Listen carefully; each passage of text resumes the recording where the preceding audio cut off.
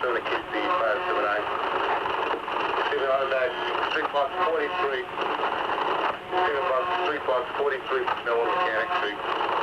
I'm up 0129 out. 857579, receive the receiving box 43, Meadowood Mechanic Street, 130 KC 579. 677, pending bus fueling. KC 579, 3905, and 3905. Heavy room up, with the heavy room up showing. I'll be on the scene in a minute. I have a working fire. Very good, you advise you have a working fire. KC 579, 3905. Water Lieutenant Ruscione on arrival. Give me the third alarm. The third alarm on arrival. Okay, advising you're requesting a third alarm, repeating third alarm. KC 579 from 3905. I have a vacant 3-story wood frame. Heavy fire showing.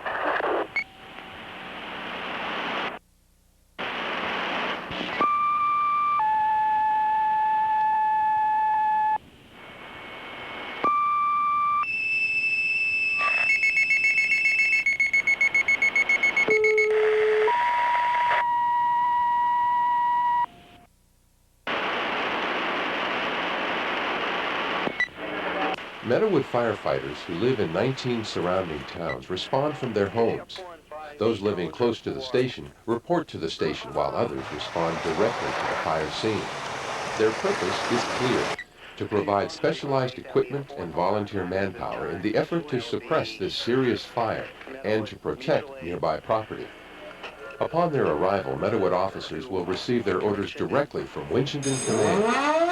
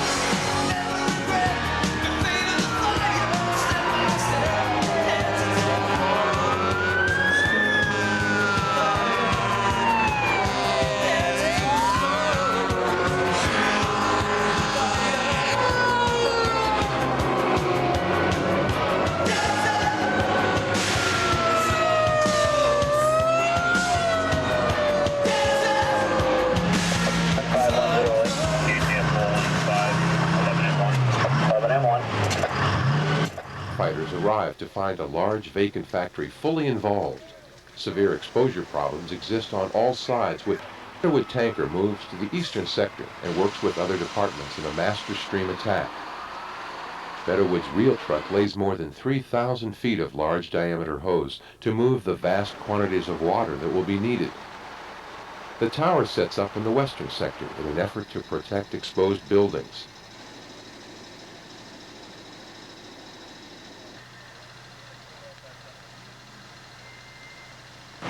Meadowood's rescue provides 15,000 watts of portable electric power and lighting, as well as an air system capable of filling over 250 individual firefighters' breathing apparatus. With the fire now spreading to adjacent factories, an interior attack is mounted.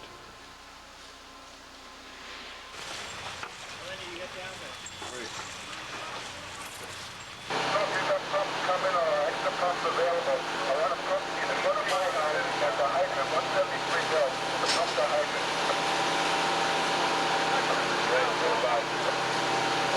stand by. I'm gonna have to talk right here.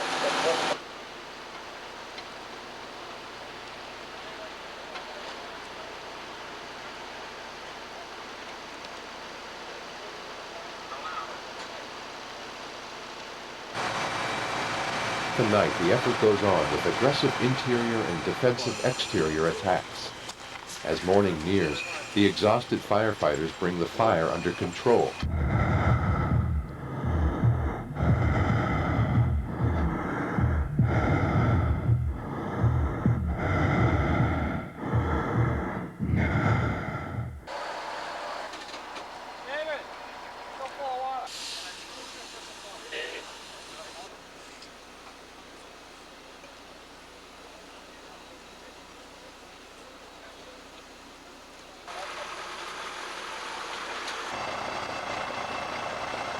The town wakes to learn that over 200 firefighters from 19 other departments have responded to the work of an arsonist.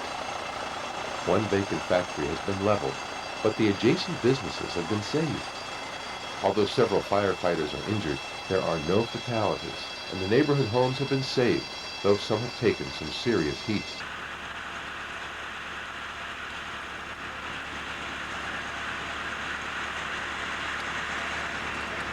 This is the story of one of the most unique fire departments in the United States.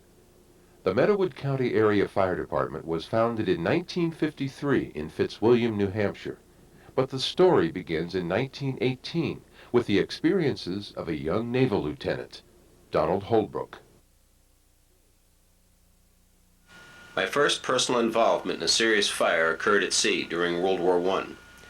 I was communications officer on the United States cruiser San Diego. It was about 11 in the morning, and I happened to be on the bridge with a wireless for the captain. There was a loud shout, "Fire!" Great clouds of thick yellow smoke came billowing upward around the main mast. Bright orange flames quickly broke through the smoke, and even with my inexperience, I knew we were about to become involved in that most terrifying situation, a bad fire at sea. The cause proved simple enough. Around the base of the main mast had been stored hundreds of wooden boxes of sulfur. The top of one of the boxes must have loosened, admitting heat and air. Spontaneous ignition followed, and in a matter of seconds, all the boxes were involved. Luckily, the story could end here, because well-disciplined men trained for such an emergency were able to put the fire out in quick time. I cannot truthfully say that my fire experience on the San Diego was in itself responsible for starting the avocation into which I have thrown such energy. But it did bring an awareness of the disaster that can accompany the hazards of fire, and that to fight fire is just as truly a battle as would occur with any human enemy. And this enemy is always ready, always looking for weakness in defense. He came out of the war, the First World War. He couldn't go back to college. He only went 1 year to Harvard. He had gotten married and had a child. And so he had to go to business. And so he rushed and got into the truss business, and he was successful at it slowly because he got along fine. He wanted to have training in fire, and then he got attached to the Newton fire station, and he decided to take, I don't know how much time is involved, but he decided to take the Boston Fire Training Program. He had his car all set to go and all kinds of bells in his house and everything. So every time he was home and a fire came in, he went to it. And he was an aide, civilian aide to the chief for 15 years, which gave him a lot of experience, of course.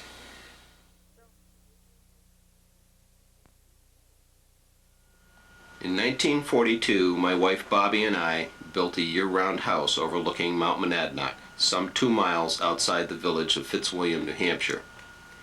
In time, we came to call our home Meadowood. That same year, I learned that the Army Air Corps was looking for an executive with fire experience. I put the affairs of my trust business in the hands of a trusted colleague and spent the next 2 years as an Air Corps major, overseeing fire prevention and firefighting activities at aircraft production plants throughout the Midwest.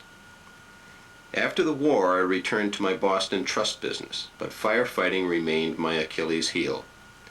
Most of the towns in rural New Hampshire had their own volunteer fire departments, but few of them had the resources to fight a really serious fire.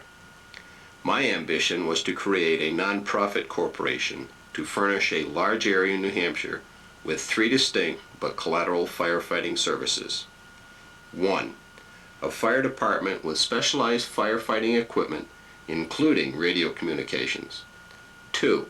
A training ground for actual and practical firefighting education available to any fire department. And 3.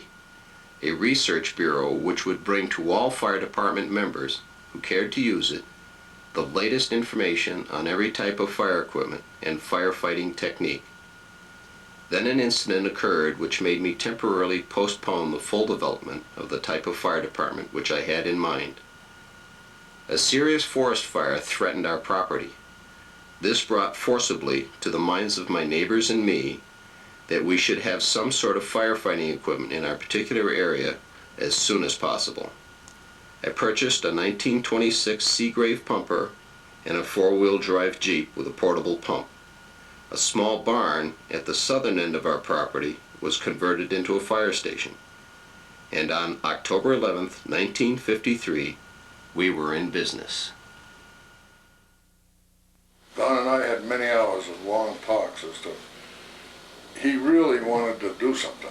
He was willing to spend his money, which he did, to help the area and still be involved in the fire service because he was really a fire spark.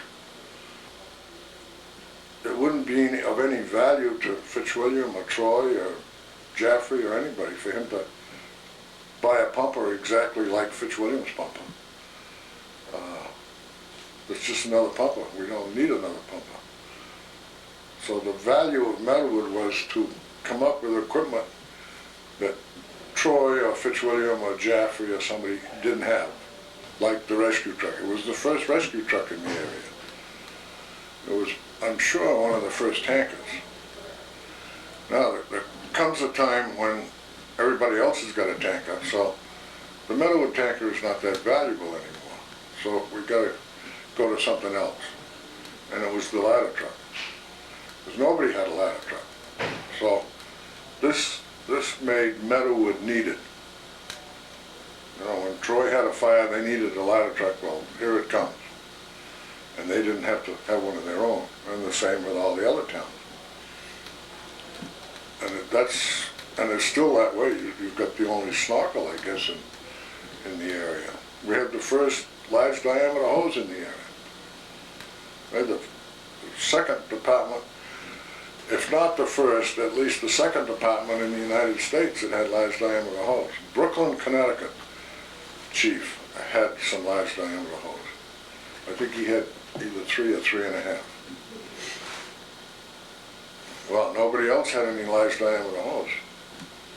So here again was the value of Meadowood. And of course the fire school. The fire school makes it a big value because nobody has a fire school. And this actually was what Don and I thought before he passed away, that the value in the future of Meadowood was going to be the fire school. Great balls of fire!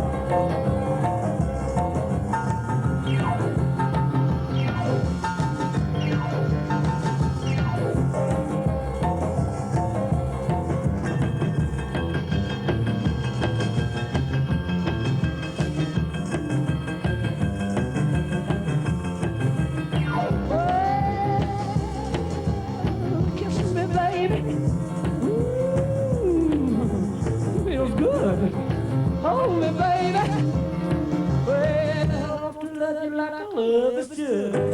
You're fine, so kind. Got to tell this world that you're mine, that you're mine, like hell I quit on my thumb. We'll never somebody show him son. Come on, baby, drive me crazy. This is great balls of fire. that Chief Holbrook established was through his relationship with the NFPA in Boston, with Martin Grimes, who at that time was in charge of the NFPA, which is the National Fire Protection Association in Boston. It's a group of individuals that set guidelines rather than standards. They set guidelines for the fire service throughout the world. One of the things that they do, and very strongly, is to look at new equipment. Chief Holbrook was in a unique position that he had the time for travel, and he could get around the country to see various new ideas, new to the fire service back in 1953-54. So he established what he called his research bureau. And in the chief's office, he had a set of files that people would write to him with new equipment and so on. And at our training area, he would take these things and evaluate them, and then report back to the committee, whichever committee it may be, back at NFPA. And this was one of the first in the country that could really do this. One of the things I remember is that Chief Holbrook had a helmet with a radio in it, which back in 1953 was unheard of. It had a throat mic, and the radio antenna and so on was mounted on his helmet. And he was always coming up with some of these unique ideas. To us back in 1953 meant very futuristic ideas to the fire service. He invented the Holbrook alarm, which was a Freon boat alarm. He used this Holbrook alarm. He patented this Holbrook alarm, and it was used for two distinct purposes. The station here at Meadowood has this Holbrook alarm scattered throughout the building, hooked into a heat sensor, so in the event that there's a rapid rise in heat, such as there would be in a fire, this horn would go off and alert people in the building that there is some type of fire or rapid rise of heat. It also blew a Holbrook alarm station just outside of our entrance door, under the roof of our entrance door. A smaller version of this Holbrook alarm was made for the individual to clip onto his coat in the event that he became lost or trapped in a burning building. He could blow this horn. One of the other things that he did was he wanted some special recognition for the chief officer of any given fire department. And Chief Holbrook designed a flame type braid for a fire chief's visor for his dress uniform, and it was called the Holbrook flame. And this is patented and worn by fire chiefs not only here in the United States, but it's been adopted and it's used all over the world. When I became chief of Meadowood in the middle 70s, we were facing many problems. One of the major problems that we faced was the drainage system in the drill yard. Whenever we had a class or a school, of course we generated a lot of water, and which created mud, and we had to put in a drainage system to get rid of the mud to make the conditions a little better to work in. Recognize that other things that were needed, one being a building so that we could do a better job on teaching breathing apparatus and smoke and the conditions that existed, that do exist at a fire. We did this by providing a smokehouse that was built by the membership with a grant from the state of New Hampshire, and the petitions were movable, and it's one of the prime factors in our breathing courses that are taking place even today.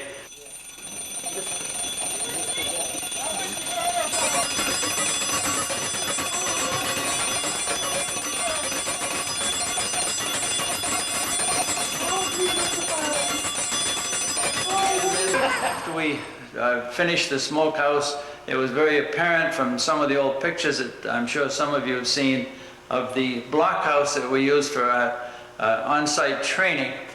The original blockhouse had been built in the middle 50s, and and had had thousands of fires, and it became a very dangerous and hazardous situation to go in and build up so much heat. So we did build a blockhouse, and it cost us about $85,000, which was money was raised and paid for by the membership with contributions from many local people.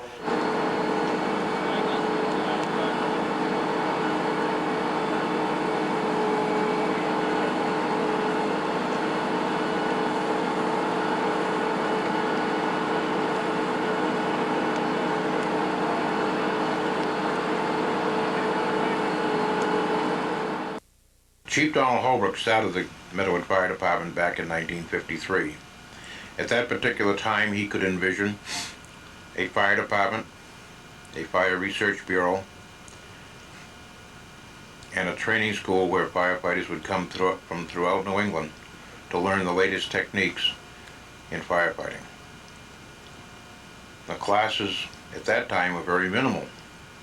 It included ladders, hose operations, and fire streams, the oil pit fire, which could be seen from miles around, LP gas fires, which included a Christmas tree, giving the firefighter confidence in approaching LP and bottled gas fires, the burn building, the smokehouse, where fuel was pumped into this house from the outside bulkhead to give the firefighter the confidence of being in a confined space with much smoke, and then pump operations where the firefighter learned to operate rotary and centrifugal pumps and also front mount pumps. Today, Chief Holbrook's vision is still alive with the training center. Today we train over 2,000 firefighters per year, and the classes have changed in many ways due to legal changes, environmental concerns, and a new awareness of the many dangers that today's firefighters face. We offer at each fire school, both spring and fall, about 25 courses. Hazardous materials operation, decontamination from hazmat, electrical emergencies, incident command operations, and arson investigation. The new firefighter has to have training in protective clothing and self-contained breathing apparatus. This will enable him to go into a burning building. Number 2, get back here and help him. Guide his feet to the floor. Work it through, talk to him.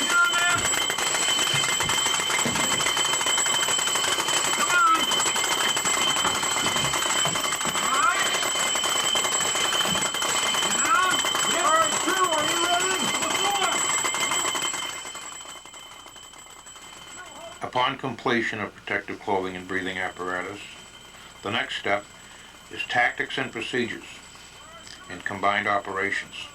This is what we call combined operations. Basically what we do here is we take a lot of the training that they've had for the past months, years, engine company, ladder company, rescue company, and we coordinate it all together in a combined operation. We have companies working on ventilation, companies in doing searches, engine companies coming in to back up off the hose lines. We take everything that they've learned, we put it together in a nutshell and see if it works. So far, so good. It's working well.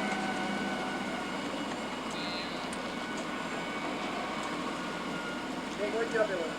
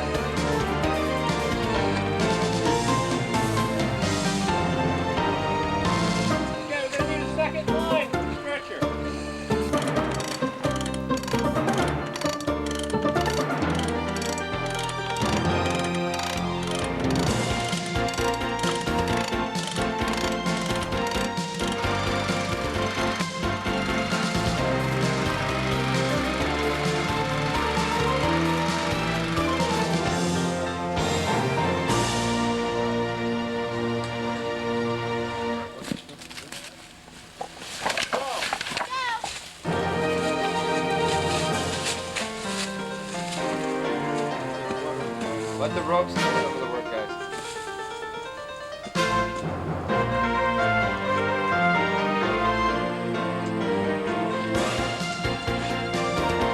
Hey, you want to push it this way a little bit, gentlemen? No more, no more. Center the hole with one foot. Our victim's about the center.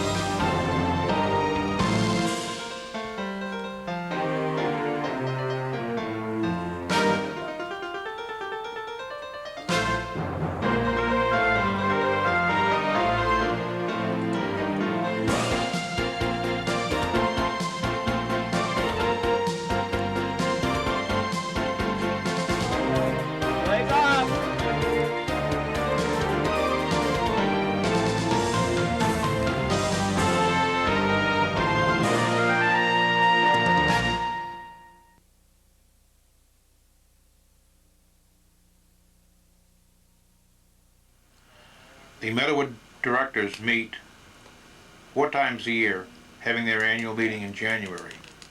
At this time, they vote on the line officers and the chief officer and captains of the fire department. One of their responsibilities is that of capital improvement, both in apparatus and buildings. The membership, made up of firefighters, they meet monthly for training and a monthly meeting, which determines the daily operations of the department.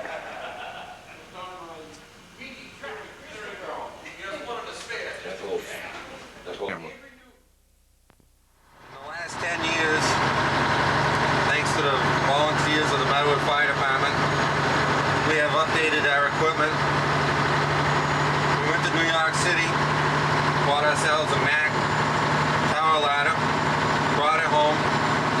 Guys got together and sanded it and repainted it. And then our old ladder truck, a 1978 GMC, we took the ladder off, converted it into a heavy rescue truck, which works out very good for us.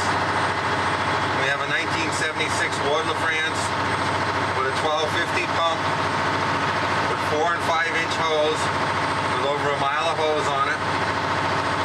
The truck that we're in at the moment was Frank Tomlin's truck, a lumber truck, which is a Mack that we converted over to a tanker with approximately 22 to 2300 gallons of water with a 750 pump. Then we have a 1976 Dodge that we had just put together to make a brush truck, which works out good. This equipment is solely owned by the membership, by the people that belong to the department, and we raise our monies 100%. We do this in many ways. Number one, we have 2 fire schools a year, one in May and one in September.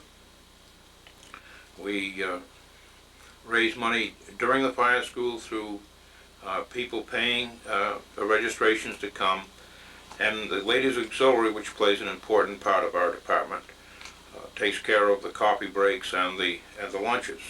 This income from the Ladies Auxiliary also helps for much needed equipment or any improvements that we might have in the department.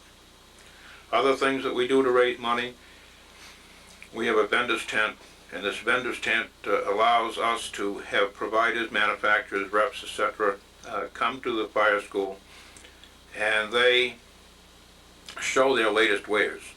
One very important means of an income is each year we have a solicitation fund drive. The fund drive goes out in the form of a letter. This letter is sent out to the people in the nearby communities that we serve on emergency calls. We raise money in another fashion. Cheshire County Fair has a fair each year, usually in the end of July, beginning of August, where we run a booth. By our having a booth at the fair, it gives us some added income, and in the same token, it enables us to have a little PR with the many thousands of people who go through the fairground. Well, with Meadowood and myself, I got to know Don Holbrook, and he always said if you live in a community, you should give something back to your community. And this is my way of doing it in the fire service, both here or somewhere else. Basically, everyone does the same. They have a commitment to want to serve the public. They can't do it with money, so they do it with volunteerism. Life holds on,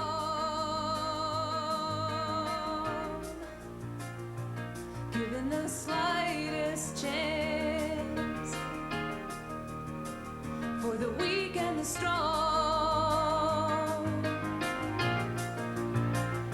Life holds on. There was a third grade boy that we knew in school. He was found face down in a swimming pool. And as they worked on that kid, every minute was an hour. And when his eyes fluttered open, we could feel that power. Life holds on,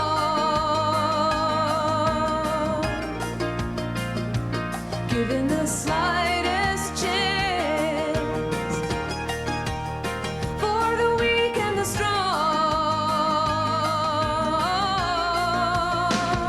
Life holds on, life holds on, life holds on.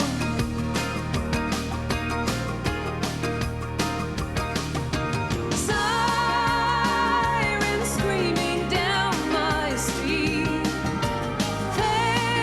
fading as they go, winding somewhere far away to someone I don't know. Still I say a little prayer. There's always hope. Life holds on.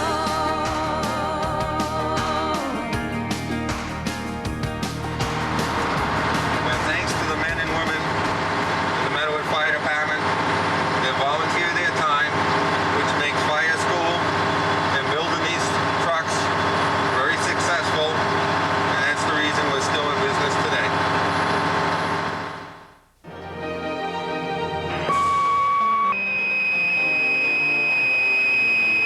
Times for Meadowood Mutual Aid, Tanker and Cascade response to Dublin. Should be on the Old Harrisville Road for building. 1-5 Montones for Jaffrey in Meadowood. Respond with a Joss from Nanoc Fabricators on Route 202 for an industrial accident. 415, the toll will be from Meadowood. This will be for yours to respond to Winchester for working fire on Main Street. Sorry for Meadowood. This will be for the tower response on a code 2 basis to Bellows Falls, Mill Hill. Report of a paper mill fire. St. Tonza for Fitzwilliam and Meadowood. This will be a first alarm response to White's Grove on Laurel Lake. Believe it to be the Bruce Wells cabin. Reported building fire. Old Tomby for Meadowood. This is mutual aid response to Keene. Reported fire at the Bloomer Bog. Tonza for Fitzwilliam Fire and Rescue, Meadowood Rescue, Troy Ambulance. Respond to Route 12, the area of Tomala Brothers. Reported tractor trailer rollover. It's 415, the Tomby for Meadowood. This is for the ladder. Line diameter hose. Respond to Claremont, New Hampshire. Reported fire at Joy Manufacturing.